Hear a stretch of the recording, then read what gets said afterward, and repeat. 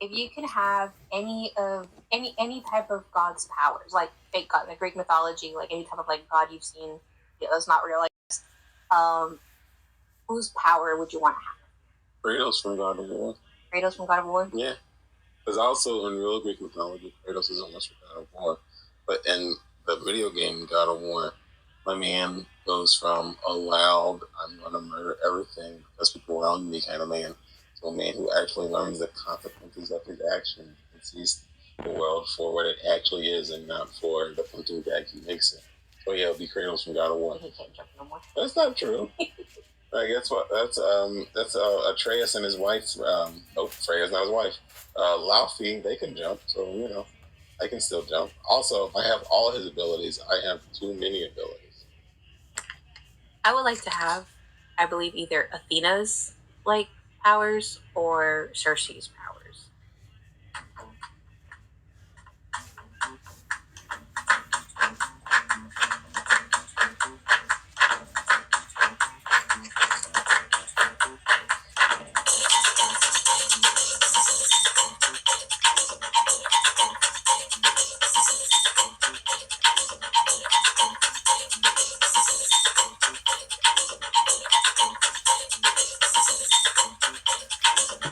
Hello, pioneers, and welcome to Missing the Wagon, a pop culture review podcast.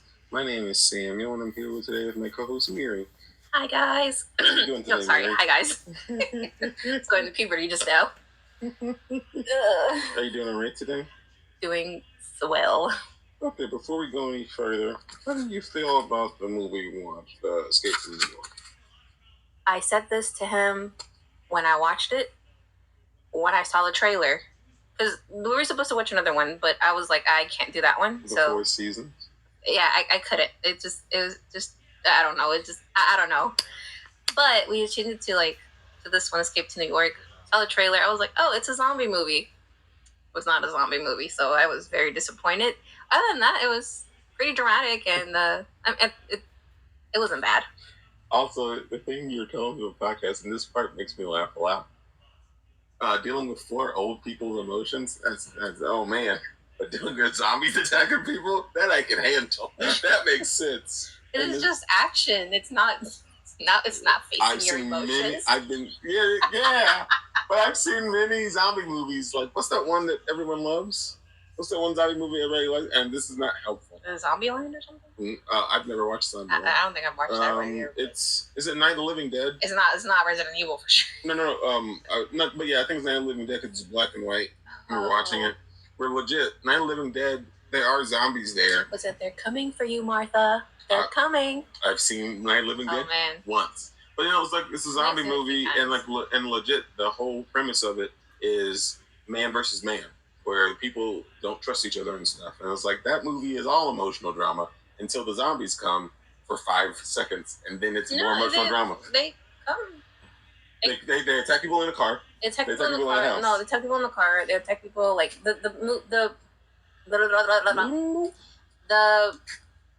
So the movie starts off with them in the cemetery. I thought it started off with them going on a trip. No, they're in the car going to the cemetery to visit their dead mom. And then that's when the zombie, like one individual zombie pops up, gets the guy, like the brother, and then she just, I don't remember if she drives off, but then she goes to this house where she sees the black guy. Yeah, which he dies in the end for some reason. He dies in the end because the police force that's coming through, they're walking through the woods and forest and they're shooting all the zombies. I don't think it's that one. But yeah, I'm talking about Night of the Living Dead from 1968, and Miri's talking about Night of the Living Dead from 1990, which I've never, ever watched. So I don't know. I think that's why mine are so disorientated, because I think I remember watching both. I remember thinking one of them was like, oh, he still died in both. I remember that much, but... Yeah, but no, a man had to overcome racism and an apocalypse, and then he gets shot. The black man gets shot by a cop. So that's literally how it ends. He survives racism and an epidemic just to get shot by a cop. And a zombie epidemic is crazy. Yeah, man. Now let's talk about some of the goings on at the time of the movie.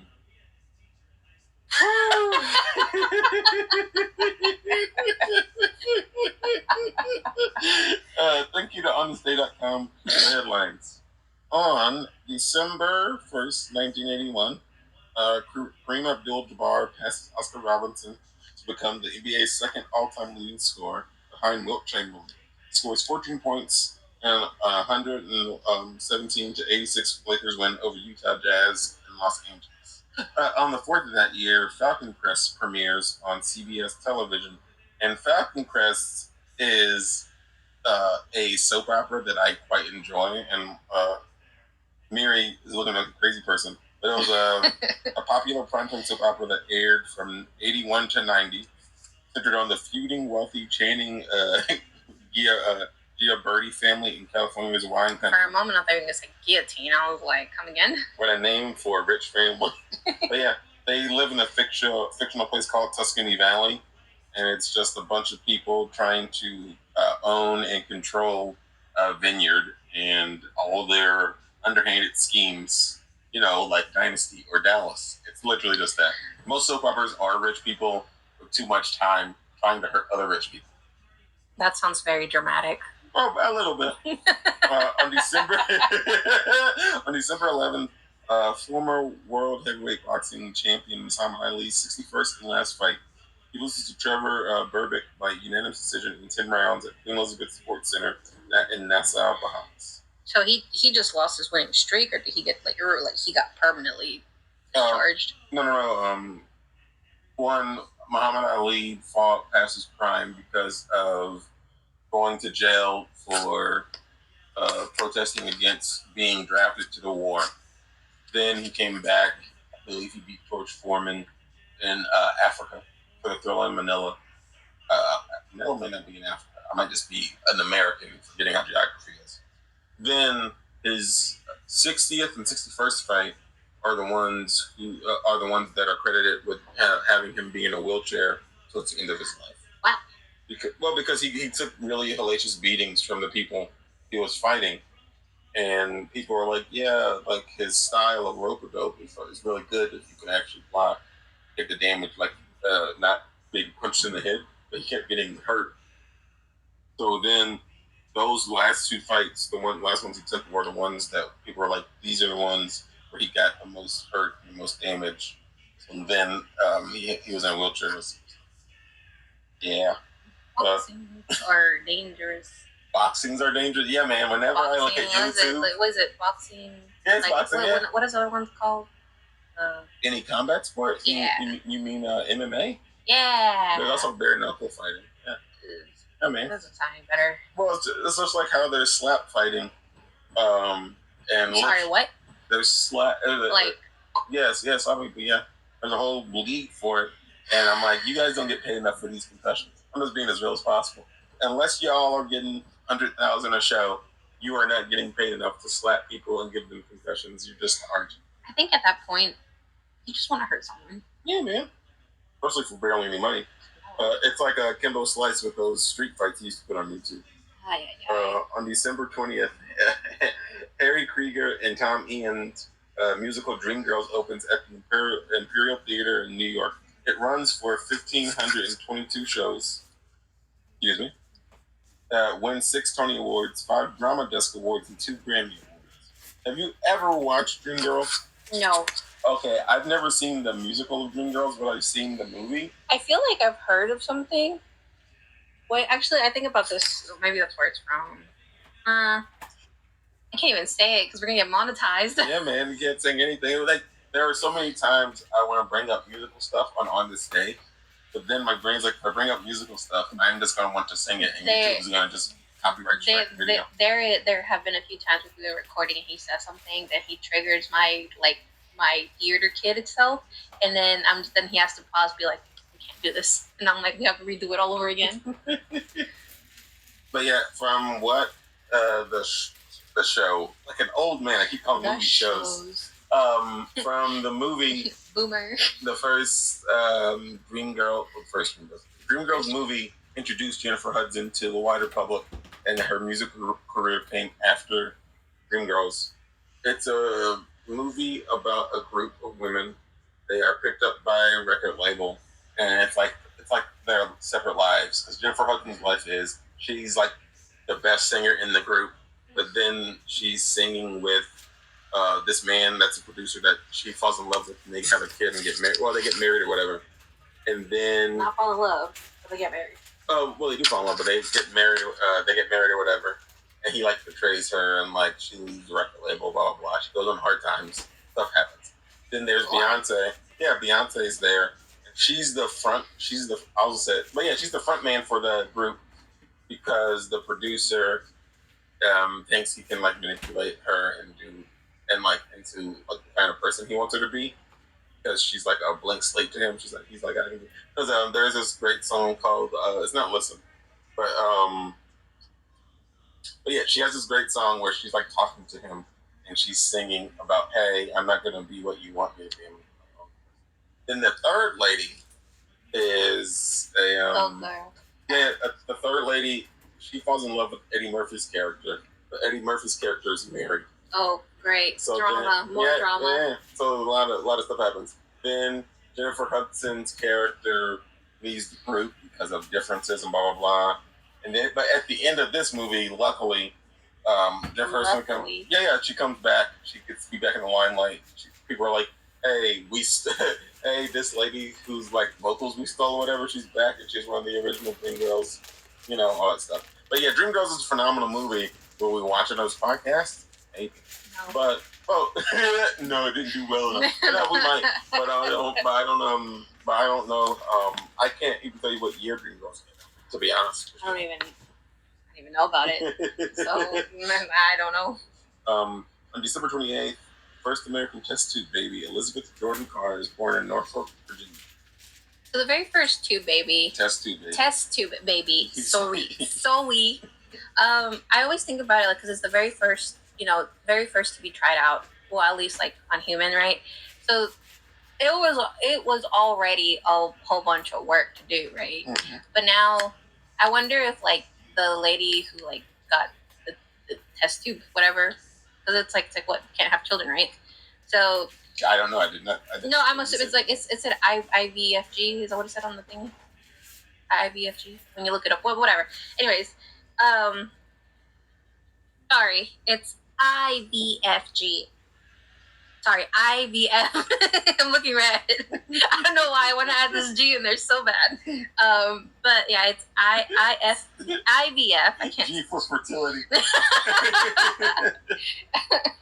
So IVF.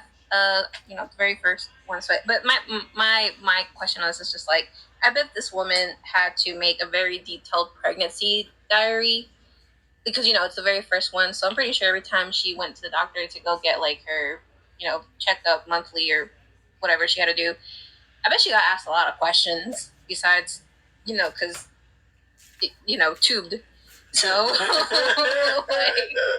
we're tubing today now, so we need a little bit more information from you. But so I can only imagine she probably I'm assuming she got questioned a lot. She they had to do a lot of whatever work for this, whatever work for that, I guess. But I only say this because current IVF are still very difficult for a lot of females. IVGF are still very difficult for females, and it's a lot of trial and errors. There you go, trial and errors for them. So the fact that this was the very first one is to me is wild. So on December 31st, CNN headline news: cable television debuts in the U.S. Now, do you know what that is? No. It's the cable news network. It's one of the first ever 24/7 news channels. And I hope the story from Anchorman 2 is just a parody. Because in Anchorman 2, they're like, we can make up stuff and we can just have news going all day. And I'm like, that's disconcerting. But that's how CNN feels sometimes, where it's just like, hey, we don't really have any information you want to watch all day. We got news all day for you. I mean, I'm pretty sure I wouldn't be surprised if some of it was fake. I mean... You've seen the crazy stuff that happens now? Would it be surprising? Would it be surprising that a news outlet that's known for journalism, sorry, maybe CNN isn't, but would it be crazy that a news outlet isn't giving real news? Just a little. I mean, it's concerning, but I wouldn't be that surprised. I wouldn't be surprised, but it's... I would be like, oh, or Dang. But I don't think I'd be like, clutching my pearls. Yeah. I don't think I'd do that. And that was the news of December 1981. 1981, we're done. Woo, next year. Yeah, it'll be 82, and we'll have... The further we go along, the crazier the facts get. But for everyone watching along, we watched Escape from New York. We bought it on YouTube, and yeah. Oh, I don't think it was on the free one, so we paid $3.99 to watch it. Now, on to the synopsis. In a voiceover, we learned that the story is set in dystopian 1997. World War III is nearing an end. Both the United States and still existing Soviet Union suffered greatly in the conflict, and both are looking for a peaceful resolution. The island of Manhattan has been turned into a maximum security prison in 1988 because of a nationwide crime increase of 400% in the United States due to a gas attack by the Soviets at the start of the war, in which New York was worst hit. Surrounded by a 50-foot containment wall, all inmates are sentenced to life imprisonment and have formed gangs which rule over the crumbling garbage-strewn city. So to me, the fact that when I watched this movie, it said 400%, I was just like, is New York even standing? Well, they didn't say that crime was property damage. They said crime went up. 400%? Yes, but technically, if everyone started graffitiing everything, that would be crime going up 100%. Did you not see the stuff that was going on in there? No, I saw what was going on. People bursting through the floor. They were like cannibals. There were cannibals in there. That's the closest thing to a zombie we got, actually. So my thing was when they were introducing the whole like the voiceover, they even did the parameter thing, how it like went around New York, and next thing has like cops flying all around. For me, when I look at the beginning, I forgot that the Twin Towers have not been standing for 25 years. So as a kid, as an adult, I look at it and I'm like, oh yeah, the Twin Towers were like a beacon in New York on the skyline for a long time. And now they're not there anymore. But then the other thing that got me was, is that how long did it take to build a wall around Manhattan? Because Manhattan isn't small. Didn't take that long, apparently. But they never say. They say 50-foot wall all around. And then for me, I understand there's gas and whatever, and they're like, well, it had a chemical warfare attack, so we're just going to leave it for the criminals. But I was like, so, what happens when the criminals get hit by gas? The thing said is the most convicted criminals. Most convicted criminals? Every criminal's convicted. Sorry, like basically like the worst criminals. There's literally a man here that we meet, and his one crime so far is I'm too smart. That's his one crime. That's what I'm saying. Like, if the guy even says, like, even like only like the top criminals or whatever get sent there. Mm-hmm. But then like you have that guy, the smart guy, and then you have the taxi driver. You have Taj Mowry. Taj Mowry's in a show called Smart Guy. Do you know T and Tamara Mowry? The twins? Yeah. The sisters? Yeah, they're in sisters. Yeah. Okay, I guess on that. No, I'm saying, do you know them? Yes. That's enough. They have a younger brother, and he has a show called Smart Guy, because he also has a show on ABC Family called Baby Daddy, where a guy named Ben, not Taj Mowry's his friend, but Ben has a baby he didn't know he had. I think the mom like leaves him with Ben, and Ben, this young free-willing guy, has to now like be a bartender, I think, and like live his life, but he has to also take care of a baby, but he doesn't know what he's doing. So the opening scene shows a dark skyline of Manhattan as two men in a makeshift raft attempt to paddle away from the island when the raft they are in is blown to pieces by a hovering helicopter gunship. Chopper returns to its base on Liberty Island, where the overland entrance to the prison is located, and the command center of the U.S. police force surrounding the island. Yeah, because for some stupid reason, the main character has to come on a bus by himself, because I'm guessing all the other crimes have been committed already. Because for the rest of this movie, we don't see other criminals come in. It's just him on the bus by himself. And I'm like, is he such a bad man that like he gets his own cool guy bus? It's like, oh, I'm here on my own bus. This was very over dramatic. Like they gave him like the leather, the like dramatic hair. Even what's dramatic hair? Like, is there always a fan on? He had like not. Well, it reminded me of what's his name. He's the one that like he's on the horse, and he has like the Fabio. He had the Fabio hair, just like an off-brand version of it, though. I mean, it was shorter. But yeah, I don't get why this one criminal needs to be special brought in, because I'm like, that makes this so. Well, one, we know because he's the main character. So I'm just like, hey, these criminals are all super bad, but this guy needs his own special bus. I'm like, I don't think so. Traveling to a three-way summit between the United States, Soviet Union, and China. Air Force One, the plane of the President of the United States. Sorry, I didn't know the synopsis had that in it. I read this a while ago, so I love how they had to explain Air Force One to who was reading it. Air Force One, the plane of the President of the United States, is hijacked by a sole member of a revolutionary organization opposed to the government. A woman impersonating a stewardess kills the pilots and takes control of the plane. It would have been James Bond. She would have slept with him. Oh, well, yeah. And then she would have been like, oh, Mr. Bond, we're going to betray you now. And he's like, why do you sound like the Russian? Why do you sound like Dr. Doom? The nameless militant female anarchist. So many adjectives. The nameless militant female anarchist crashes the plane in a suicide mission into a Manhattan skyscraper, but the unnamed president is safely sealed in an escape pod and survives. The fact that it's an escape pod to me was crazy. Whatever. The United States Police Force Commissioner Bob Hawke arrives at the Liberty Island Command Center, where he and the Chief of Security, Remy, witness the crash on monitors in their control tower.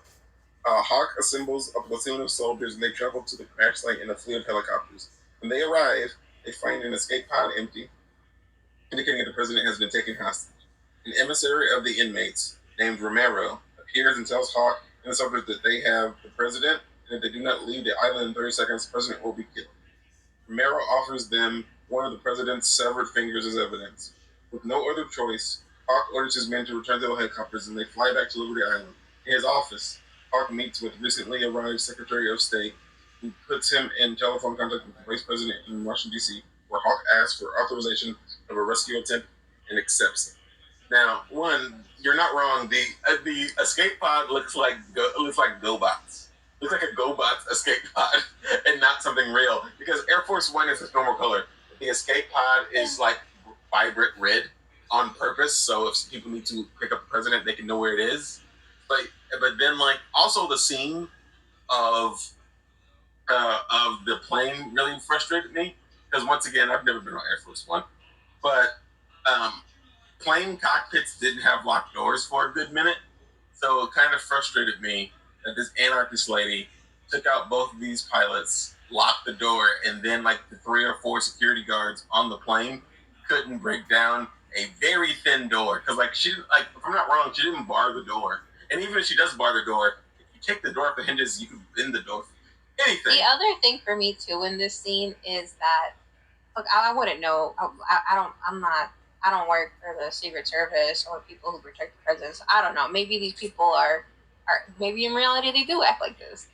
But everybody just so willingly was like, all right, Mr. President, good luck. And they died in the plane. Uh-huh. And then the president just got his little freaking ketchup pod over there. Ketchup pod! The escape pod is sponsored by Heinz. What a dystopian. Sponsored by Heinz. Get in the pod.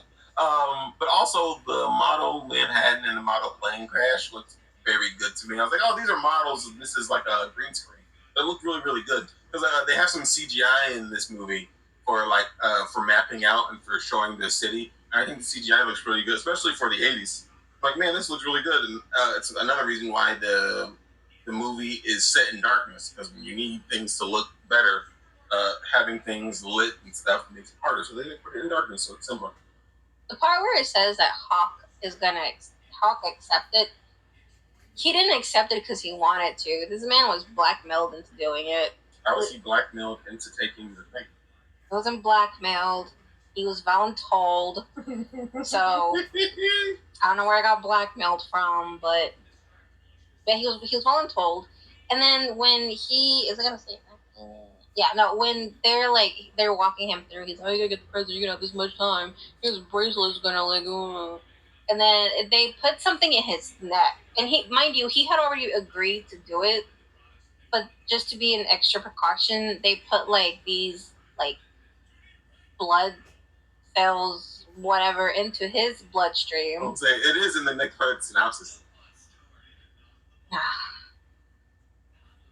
In his office, Hawk offers a deal to a newly arrived prisoner, a scruffy, one-eyed, famous special forces soldier turned armed robber named SD Snake Plissken. That was a lot. Plissken prefers to be called Snake, growling his demand whenever Hawk refers to him by his sir's name. If Snake rescues the president and retrieves a cassette tape that contains important information on nuclear fusion, Hawk will give him a full pardon. However, Snake Plissken must complete his mission before the international summit that the president was due to attend. Which begins in 24 hours. After Snake Plissken reluctantly agrees to the rescue plan, Hawk secretly has him injected with a microscopic explosive that will blow up his carotid arteries in 24 hours. The explosives cannot be defused until the last 15 minutes before they go off. As a way of ensuring that Snake does not abandon his mission and escape, nor find another way to remove them, he returns with the president and the tape in time for the summit. Huck will save him by having the charges in the Snake neutralized with X-rays. Furious Snake Gruffy promises to kill Huck when he returns. He does not keep his promise, like a liar. Also, it's not secretive. What happens instead of a secret is that a man is like, "Oh, hey, I need to inject you with something," and then Snake's like, "What do you mean?" So then he gets injected, and then it's like, "It's bombs! It's bombs!" And it's like, "Oh, okay."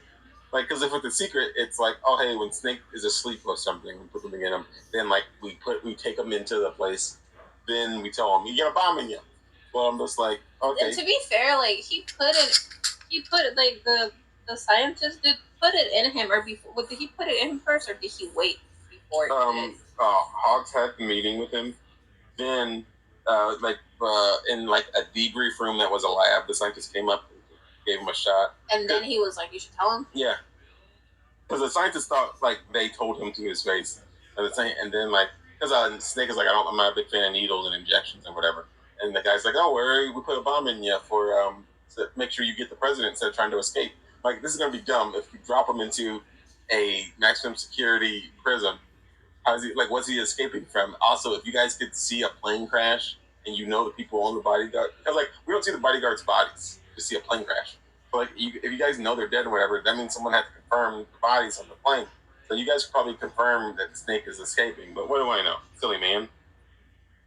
Snake covertly lands atop the World Trade Center in a Gulf Flyer glider, similar to the one he piloted in the daring covert operations action over Leningrad, USSR, and then locates the hijacked plane wreckage and the escape pod. But the president is gone. Snake tracks the president's life monitor bracelet signal to the basement of an abandoned theater, only to find out on the rest of an incoherent old cooch. At the theater, Snake meets a friendly inmate named Cabby who offers to help. So there was this one scene. I was like, "Oh no!" Sorry, there's lots of oh no in this movie. No, this was the very first oh no. Well, maybe the third oh no. Because I was gonna say you definitely have a lady being like, "I'm gonna crash this plane and kill everybody." You have this man lying and being like, "I put a bomb in you," like a Suicide Squad. And I'm like, if that's your first oh no, there's many oh no's. Well, this one was the very big oh no, because I think you remember, he walked past the theater, and then he was tracking the brace, and then he sees this group of men ganging up on a woman, and it's like, oh, probably gonna be sexual violence, and Snake ignores it because he's like, I got a bomb. Got things to do. Yeah, man. It's just like how this is just me. So the president had a life monitor bracelet on. And for some reason, my thing is when he finds them, and it's other person. Mm-hmm. He was like, Mr. President. He goes like, yeah, Mr. President, you gonna come get me? I'm the president. But it just irritates me because, okay, Batman, even when in the old comics, if you take up Batman's mask or something, or his belt or whatever, there's like a little shock when he, like, maybe back in the older comics, there's like a little sleeping gas that comes out, so like you're knocked out. You're telling me that in the 80s, or in this fictional world, you have like an anti-theft device on the president's life bracelet after he just survived a plane crash. Also, you don't have it on the escape pod. You should have it on the escape pod. People shouldn't be able to break into the escape pod. My thing is, like, he took it off. They took it off and really quick. Yeah. Which, whatever. It is what it is. But yeah, there was that. And then, I don't know, the other oh no I had was when he found the guy who had the president's, like, tracker. Like, tracker, whatever it's called. They were, like, very aggressive, and it looked painful. So, like he was mad because there's one way to get escape prison. No. Like when he found the guy who had like the tracker from the president, like the people before he got to them. Oh, they were beating the man up. Pretty bad. Yeah, but the man, see, he had the biggest smile on his face, like he wanted to be beat up. He's like, leave. He's like, this is where I want to be. Yeah, it's really. I'm like, it was really strange. Actually, now that I think about it, that line was actually used in the game I was playing. This is where I want to be. He wants to be with her. Okay, sorry. Okay, man.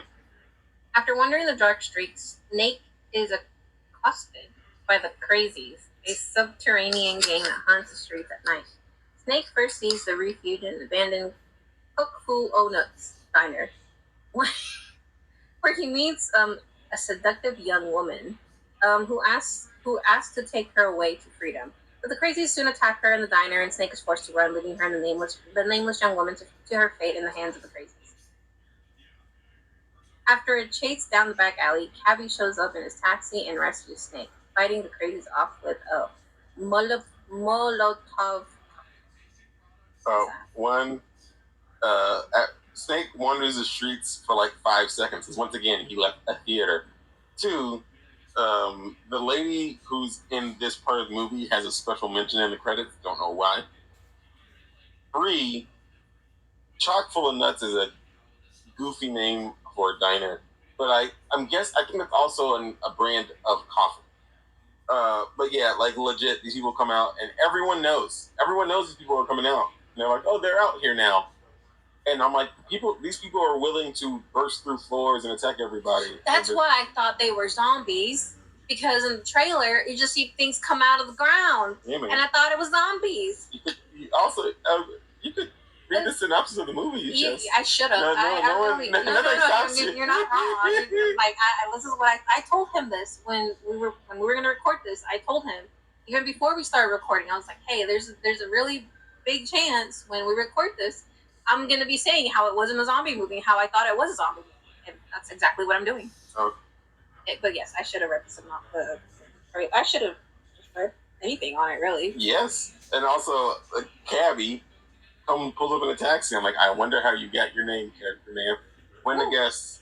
Cabby. But yeah, legit. My man's carrying alcohol, rags, and fire, so he could make a Molotov just in case he's out at night, so he can attack the people. And I'm like, I understand we're all criminals, but this is just me.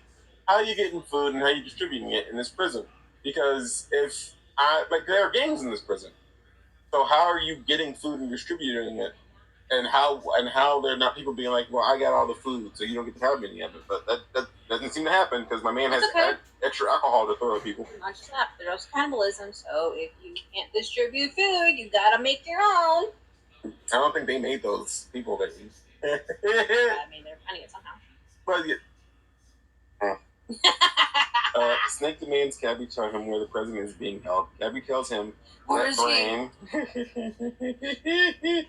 a savvy and well-educated inmate, knows. Cabby takes Snake to the New York Public Library where Brain lives, a place he's turned into a veritable fortress. It is here that Snake identifies Brain as former accomplice of his named Harold Hellman, like the mayonnaise, from some heists that they did in the past. Forced at gunpoint, Brain tells Snake that a powerful gang leader, self-proclaimed Duke of New York and the leader of the Gypsies, the largest and most powerful gang in the city, has the president and plans to lead a mass escape across the mined and heavily guarded 69th Street Bridge, using the president as a human shield and hostage. When the Duke unequivocally arrives with a large convoy of henchmen to get a diagram of the bridge landmines, Snake forces Brain and his girlfriend Maggie to lead him back to the Duke's compound. After stealing... After stealing a car from one of the Duke's henchmen, Snake, Brain, and Maggie drive through the Skulls gang territory along Broadway, barely escaping. Snake finds the president, who is being held in an abandoned railroad car in what was the Grand Central train station, but his rescue fails and he is captured after Brain betrays Snake. Let me tell you.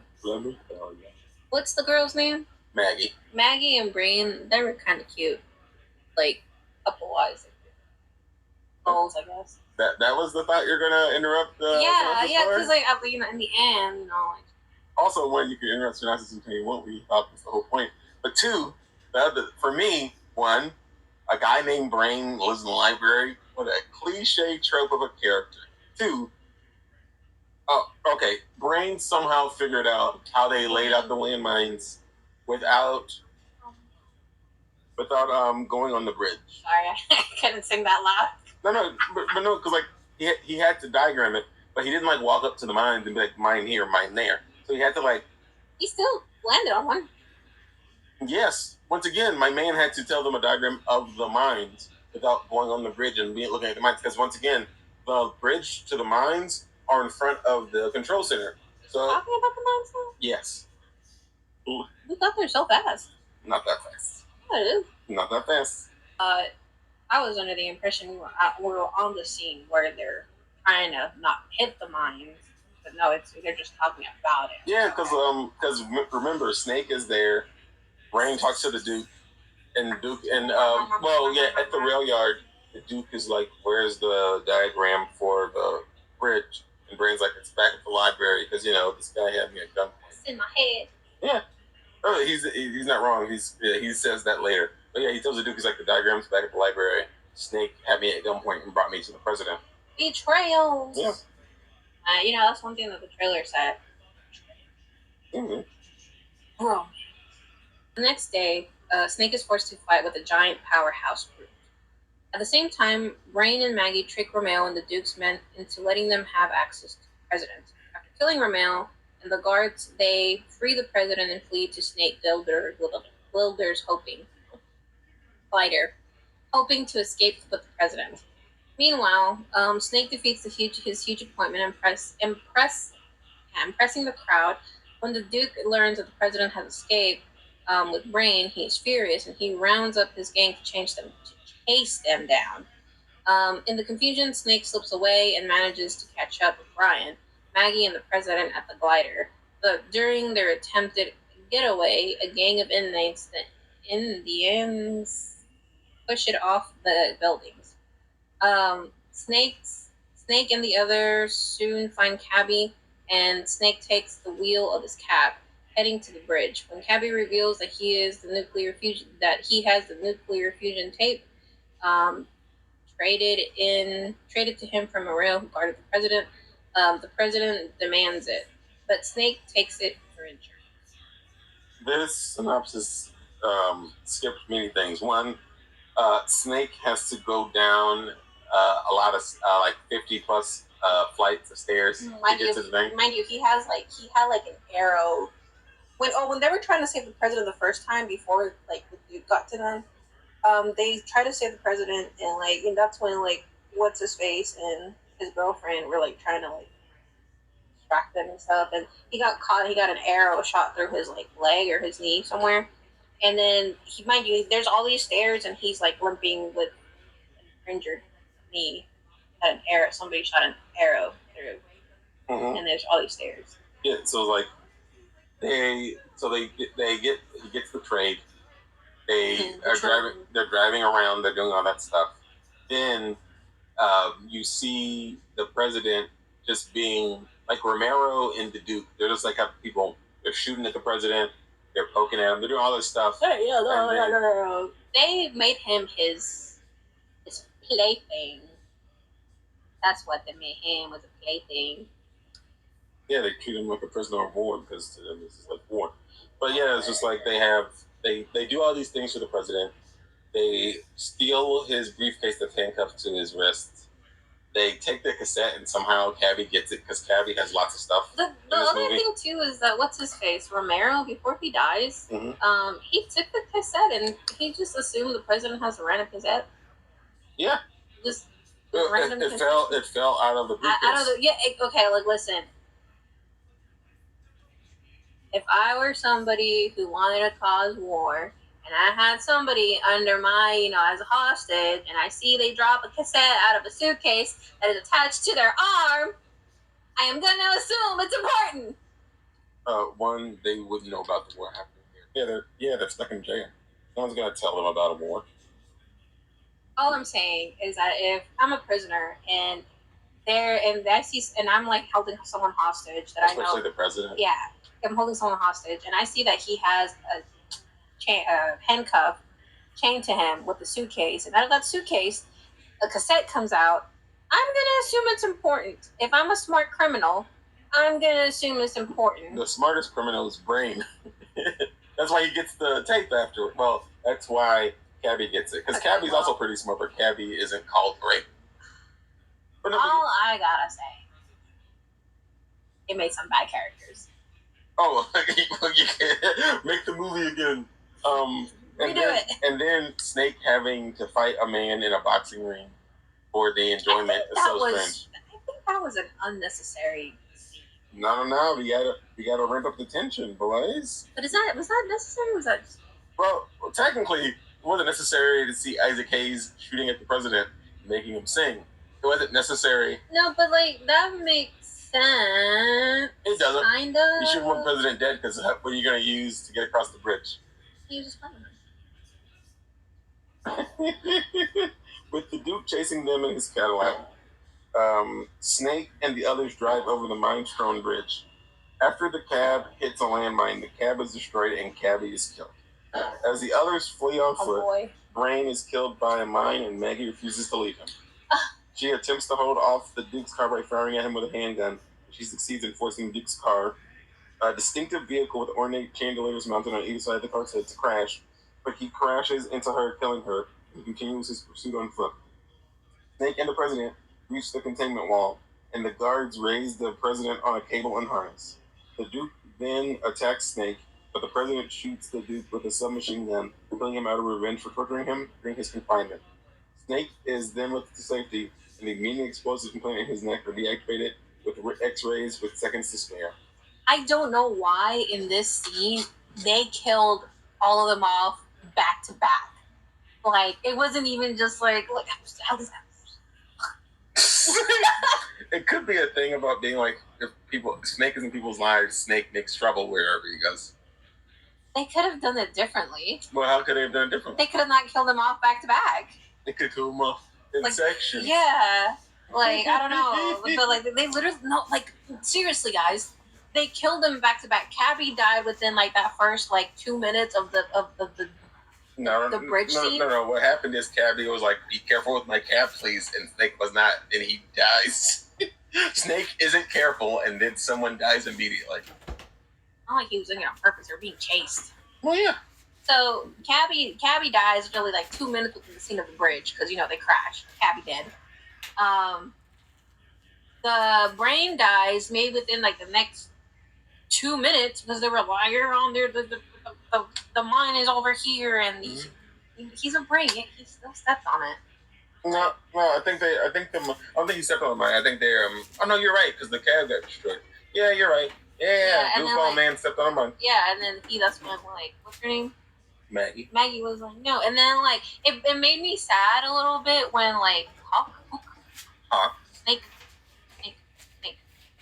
Snake is the man, yes. Yeah, when Snake was like, come on, Maggie. He was trying to get her to come, but she was like, no.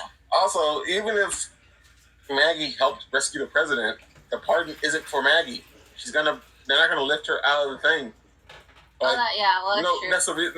Not funny. That's the reason they died, because when Cabby isn't gonna get a pardon, Brain isn't gonna get a pardon, Maggie isn't gonna get a pardon. They're just going to get to the edge and be like, well, we saved everybody. And then they're like, well, we're going to pull up the president. Snake, your pardon is thing. And then they're not going to go save them. They're just going to be like, well, we get past the mine bridge. We save the president, but we're just going to be stuck in prison. Killing them for the plot, I guess. Yeah, but it's just for the plot. But they could have killed them individually, well, they did kill them individually. They sure did. But they could have killed them, like, throughout the movie, not just back. And that hurt my feelings. I got connected to these characters, and now they're all taken from me at once. That hurt my feelings. Like, they were doing so good. I liked Maggie's death scene. No. But it's a good death scene. Like, it's a great fake stunt double who got hit by a car. The problem I have is, like, I'm actually crying. See, hey, it's art, and art has a subjective feel. That's how it goes. But like the Duke's car gets blown up, and he hits Maggie. So it gets blown up. He hits Maggie, crashes, and then he gets out on foot. And I'm like, you couldn't have the car like blow up and like turn over, and Maggie's like, I got him, he's dead, and then like he comes out, it's like, I'm a bad guy, yeah, like chop her or something. It had to just be like, car explodes. They lose control, hits Maggie, and then he gets out of the car. Like, you could have had it been like where Maggie feels like before she passes, she feels accomplishment because she's like, hey, Brain is gone, but I like avenged his death. And then like she's like walking away, and the Duke's like, I got you now. It's like, none of that. It's just the Duke had the upper hand no matter what on these goofballs inside the prison. I'm like, okay, man, cool. That's what we're doing. At Liberty Island, as the president prepares for televised speech, he distractedly thanks Snake for saving him. Snake asks him how he feels about the numerous men and women who died saving his life. But the president only offers a half-hearted regret that visibly disgusts Snake as he sees the president. A trembling and helpless captive, revert back to his self-assured personality. After Snake is pardoned, he decides he will not kill Hawk at this time and leaves the prison. Hawk thanks him for the rescue and offers the incredulous anti-hero a job for working at the government on other top-secret missions. Snake, alienated with the nation he once served with honor, refuses. Hawk tells Snake to think about the offer and the notes. And notes, we make quite a team, huh, Snake? In complete contrast to Snake's earlier and frequently reminding Hawk to call him by his first name. Snake angrily rebuffs Hawk by replying, the name's Plaskin. Plaskin? I think it's a really good scene because for this entire movie, I believe Snake is a very selfish, small-minded man. It is. Once again, my man could have been like, because I think he said this at one point, he's like, yo, bro, if you're going to blow me up, whatever, we're moving on. He's like, hey, it's my life. It's just like how there's that one scene where they're trying to get to the glider and they have to climb 50 sets of stairs to get to the glider. And then they see the group called the Indians, which, yes, they are dressed up in hit dresses and war paint. I have no idea how, am I saying this right? But then they knock the glider off the World Trade Center, and then they have to go back down the stairs 50 flights to get to the car that they drove to the World Trade Center. Somebody comes out of. Yeah, because someone's in there being like, "Oh, we got you." But the other part becomes we're looking at the time, like when Snake is knocked out, when Snake is fighting a dude, because they take Snake's little watch tracker thing off. So like there is a constant reminder of the time for Snake on his wrist with this bulky, not good-looking watch, and then the watch has a tracker where the president's life monitor is. Almost as bulky as N10 watch. Omnitrix. But it's doing that. So this is just my thought. I don't know how fast it's gonna take them to administer the X-rays to save Snake. My brain's like, one, I thought we had to get the president to a certain spot in a certain amount of time. So if Snake comes back with 1 second, I feel like that's a bad deal. But like in the movie, Snake got back and like it's a second. It's like 15 seconds. He's like, I'm back, and I'm like, yo, what if the scientist man was busy? What if he's on lunch break? What if he's like in the bathroom and you tell me Snake just explodes in front of everybody? His carotid artery just gets exploded and they're like, well, he saved him. Time for them moving. I'm like, it's wild. Mission was completed. But the president was, after being treated like a prisoner of war, after being tortured, having a finger cut off, all this stuff. You would think he would learn something. You mean humility? No, that stuff. I'm the president and everything worked out, so why do I need to learn any lesson? Equal with power. Yeah, man. So then Snake is all disgusted because he's like, I can't believe people died for you. You don't even care. I'm like, what a commentary on how people felt about America in the 80s. What a commentary. And then Snake is just like, yeah, okay. Oh, but yeah, the beginning of the movie keeps telling Hawk to call him Snake. And then at the end, he's like, name's Pliskin, because, we're not doing this thing. And I'm just like, oh, look at this turn of this change of heart. Pretty nice. He found his humanity. Yeah, man. But also, I love how the man's name is Hawk and his name is Snake. The president's speech commences, and he offers the content of the cassette to the summit. To the president's embarrassment, the tape has been switched for a cassette of the swing song Bandstand Boogie, Cabby's favorite song. Time to start World War III. Snake had apparently switched tapes during the chase across the bridge. In the distance, unnoticed, just outside the Liberty Island prison gate, Snake is seen casually unwinding and tearing apart the all-important nuclear fusion cassette tape, the only thing to save mankind from nuclear war, and smiling while puffing on a cigarette as he walks off alone into the night. On that cynical note, Snake New York comes to a close. Also, when I saw the scene where Cabby, Brain, Maggie, and Snake were driving across the bridge, and Cabby was playing a cassette tape of Bandstand Boogie, and then Snake put in the nuclear fusion tape to check and make sure it's the right thing, I was like, oh, they're going to switch it at the end. Like, Snake is a man's like, because once again, Snake is former military, so he's going to be like, he's going to switch it, because, maybe Snake fully believes people shouldn't have that. Maybe he believes that these leaders are, like, toying people's lives. And then, after believing people are toying with people's lives and they don't really care, he looks the president in the face and is like, yo, you were on the bridge. You watched Cabby die to get you here. You saw Brain die to get you here. You saw Maggie die. And that all that, like, no matter how you want to look at it, it was in service of getting you here and getting you safe. Like, they had a belief in their mind that if they got you here safe, they could maybe get out of this prison. And how does that make you feel? The president's like, some stuff happened, huh? It's been a day. Like, I've been, like, they tortured and all this stuff happened, and then, boom, done. And then they're like, oh, you know what? It's, I got back safely. I got to shoot the man that was torturing me. And now we're just got my vengeance. Yeah, so he's all good. I can go back to how I was. I'm going to be exactly the same man I was in the beginning. That's all he did. Full 360. Yeah. No, 180, buddy. Oh, 180. Yeah, 360 is back where you started. Oh, no, yeah. 360. The president. Yeah. Yeah, 360. No, 180. 180? Yeah, because he was a helpless prisoner, and now he's back to being in charge. It is a 360 from the very beginning of the movie, but it's a 180 from him being a prisoner. So you are technically correct, and I am kind of correct, but you are more correct. I was thinking like, oh no, did I fail math again? Did I fail math again? That's why I was like, ugh. So how'd you like this movie? I liked it. I wouldn't give it a 10, but I'd probably give it like a 5 or 6. Okay, so this is what I just heard. I wouldn't give it 100, but I'd give it a 50. 50 is a failing grade. That's so cool. It made me cry. So it made me feel something. You're getting old. The movies are making you more emotional. Listen, guys. Turning 30 makes you be allergic to everything. That's all I gotta say. For those who know, you know. How much do you think this movie costs to make? 3 billion. Thousand? 3 billion thousand? 3 billion. 3 billion. What was that? 3 billion. Million. There we are. Million. Like $3 billion. I'm like, my man, these models, we're using them right now. But yeah, it was $6 million to make. And then it made $25 million. So once again, 25 million. Yeah, man, it's a smash. It's a smash hit. That was a smash. Yeah, it's 4 times the amount it made it cost to make it. Yes. Smash or pass. Now on to some fun facts about the movie. Kurt Russell has stated this is his favorite movie of all the ones he's done. And Snake Plissken is his favorite of all his characters. Oh, because that character be crazy. That's crazy, bro, because that character be crazy. Well, his character's just so...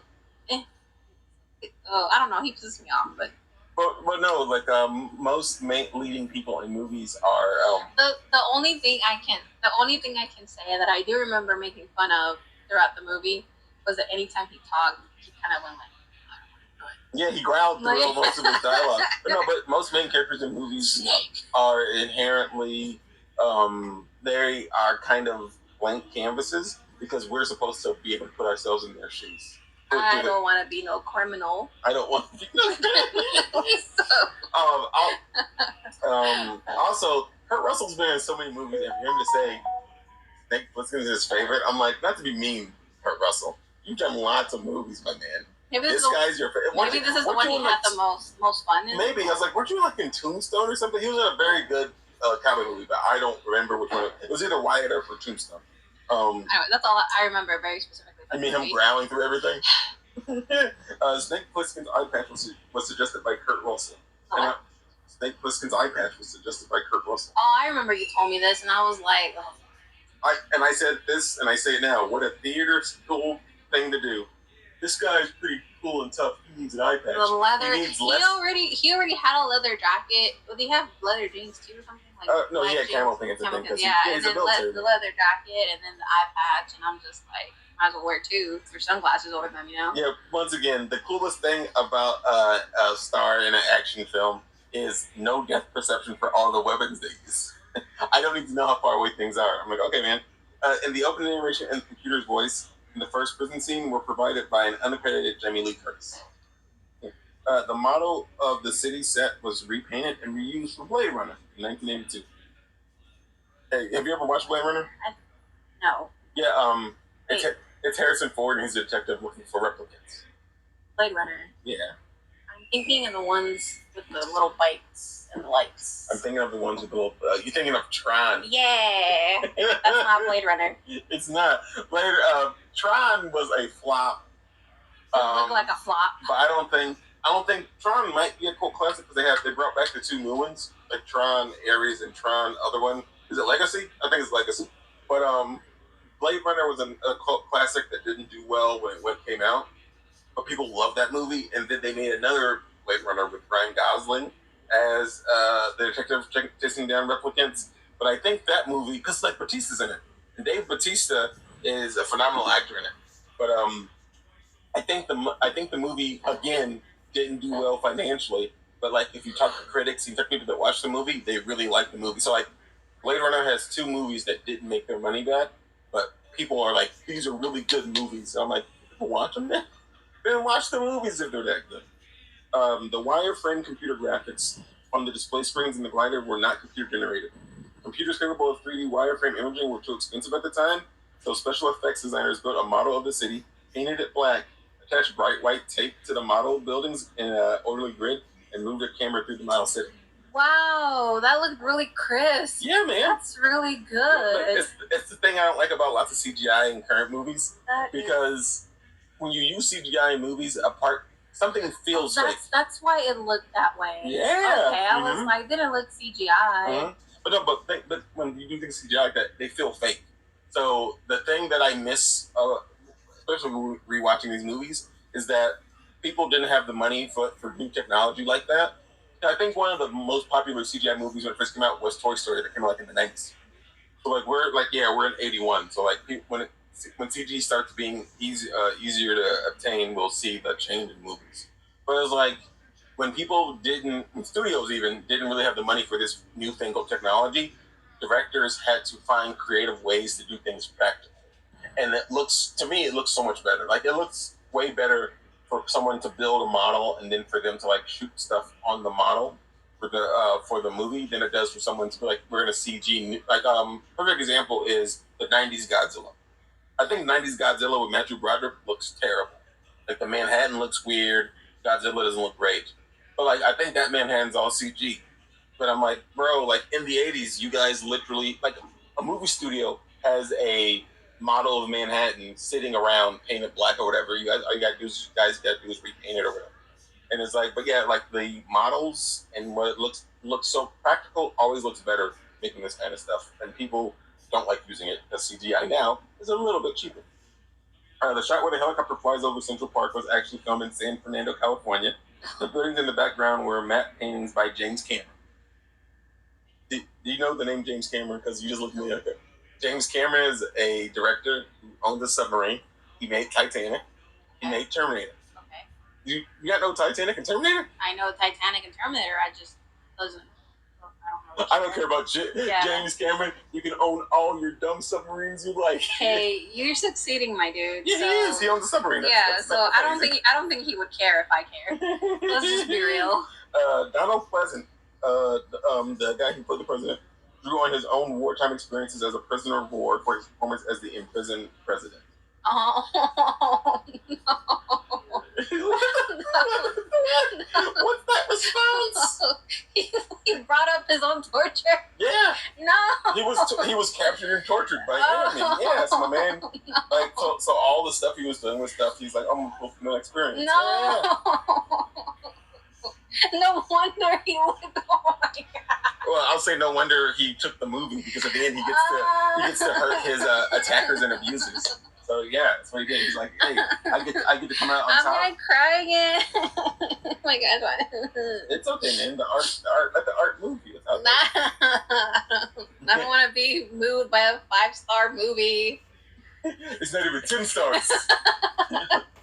5 or 6 star. I mean, I would watch it again though. Okay, so you would recommend this movie? Yeah, I would recommend this movie. I'm trying to think because You know who I recommend it to? My dad. Why would you recommend it to an older gentleman? My dad would like it. Okay. He would be like, oh, he's wearing that patch. Why is your dad talking like Snake? Yeah, be like, cut his hair the same way he tucks away an eye patch. That hurt your eye? No, he'll probably do that thing where like he'll get like a cup or something like the little thing you put on his eye. He'll be like a monocle. Yeah, he'll be like, look, daughter, and I'll be like, yes, dad. Like, sorry, that's really funny. But I would recommend this movie. You've met him. Yes, I know, but I would recommend this movie.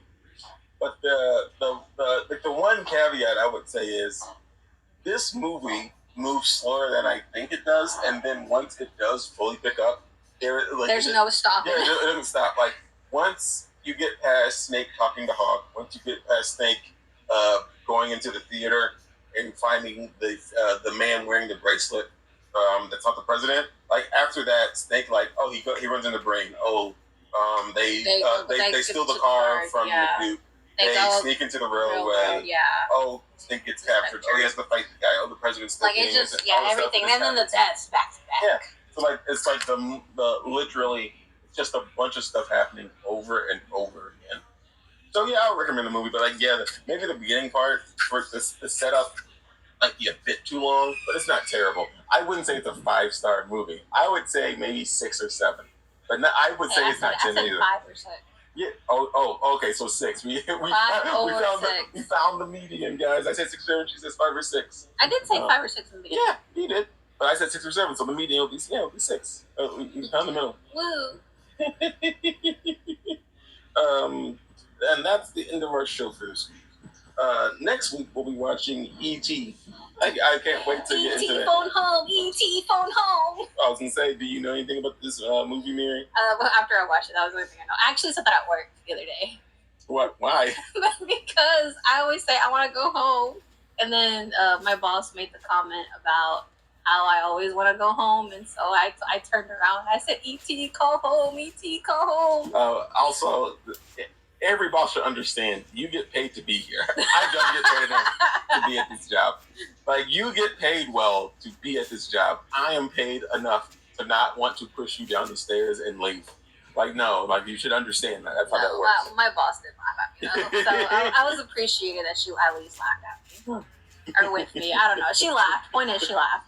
But yeah, I can't wait to watch the movie. I think it'll be really fun to talk about. Like and subscribe on YouTube. Follow us on Spotify, Apple Podcasts, and Instagram. Rate us 5 stars. Share us with whoever will listen. Thank you for listening, and have a good day. Bye.